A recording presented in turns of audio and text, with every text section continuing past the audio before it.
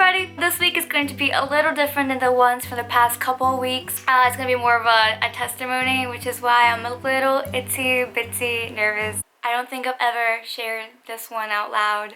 So I'm putting on a brave face for all of you that are facing your own battles. In our lives, we're constantly facing different battles. You know what I'm talking about. I started battling with low self-esteem around the age of 12 and 13. I know I still kind of look 13, but don't be fooled. Okay, I'm 20. And it kind of escalated and got really, really bad when I was 15. I had this belief that if I wasn't pretty, people wouldn't be able to love me. I wasn't gonna be able to love me. That's how I felt. As dramatic as things like that sounds, I thought I was the only one for a very long time. I didn't tell my parents. I didn't tell my brother. Of course. I didn't want my friends to know. I didn't want anybody to know. I just didn't love myself. I remember looking in the mirror and I thought, wow, no person should ever feel so negative under their skin. I was very aware that I hated everything about me. It was mostly in my room with the door closed. The only place I would really talk about it was in my journal. I was that child. Picked it up the other day and I was rereading the things that I wrote about myself. It just came back to me, you know, how terrible it feels to not love yourself. I really thought my parents would laugh if I told them. Youth group or at church or anywhere. Also around 7ish, I would wake up like 2 hours before, an hour extra earlier to do my hair and to do my makeup on special days. So it's not like every day. On special days that I needed a little like boost with my self-esteem, and sometimes for bonus points I would wear heels. Just ridiculous, wear heels to school, counting that I would get like numerous compliments from my friends. And then there would be one negative comment, you know, like a friend or a classmate would say one thing. It doesn't matter what it was. One negative comment just destroyed me. I turned to modeling because I thought if I became a model, then everybody's gonna like me, and if I'm a model, that means I'm beautiful, right? So if I'm pretty, I should feel pretty all the time. I found out very quickly that that's not true. It's not. It didn't fix anything. It helped a little bit knowing that I could be, but it didn't make me like what I saw any more than the temporary boosts that I had before.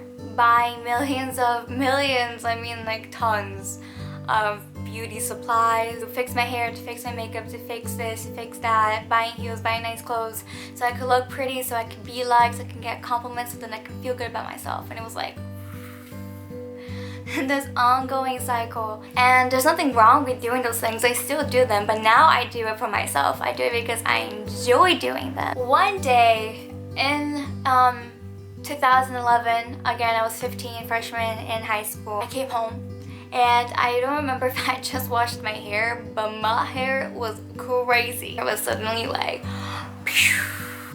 50 times what it normally would be. It was crazy frizzy and big and monstrous and rebellious. And I sat in front of the mirror in my room on the floor and I kept trying to brush it, curl it, maybe that will hide some of the puffiness, putting creams in my hair, and nothing seemed to work. As I was doing that, I began to panic. It was like I was overwhelmed with everything that I have been feeling the entire year. I began to cry. The door was closed because there was no way I wanted anyone to hear that I was crying. I remember I started screaming at God. It's like snob everywhere. I was just really confronting God for the first time.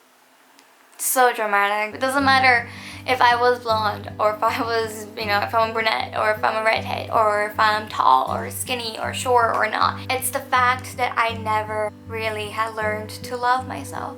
I think I was physically tired and emotionally drained. After I had like cried and made this dramatic thing, I got on my knees and I began to pray. Not shouting at God, but begging Him to help me and to show me how He sees me through His eyes and not my own. I was loved, that I wanted Him to let me know that, to show me that. And it took me from my pre-teens to that one day when I was 15 to finally ask God for help. Why it took me so long? stubbornness, you were what? Like instantly, miraculously confident and just beautiful and you loved yourself. No, that's not what happened. It took months before I realized that I had had progress and to know that there had been changes. It was an awesome feeling. I started just having happy, nice thoughts about myself. God designed the curls of my hair and my eyebrows. He drew that. He was like, I'm gonna give her fierce eyebrows. That's what I'm gonna do. And that dimple, even though it's technically a mistake, there's no mistake. But every day I still have that battle. The devil, he's wicked and he is so smart about getting in there and knowing your weaknesses, hitting me with, you know, like a thought. So whenever he comes in, God comes in. It's not me who's fighting it anymore. You don't have to make the same mistake as I did, waiting so long before you were finally too tired and let someone else do the fighting for you. Psalm 139. You are beautiful, for you were fearfully and wonderfully made. Rest in knowing that you are already loved, you're already precious, and you're already worth it. I really appreciate that you guys are hearing me out, hearing my testimony, being open-minded to what God has done in my life, and hopefully that He'll be doing the same in yours. And have a blessed week. Like, subscribe, and comment below, and stay awesome. Bye, guys.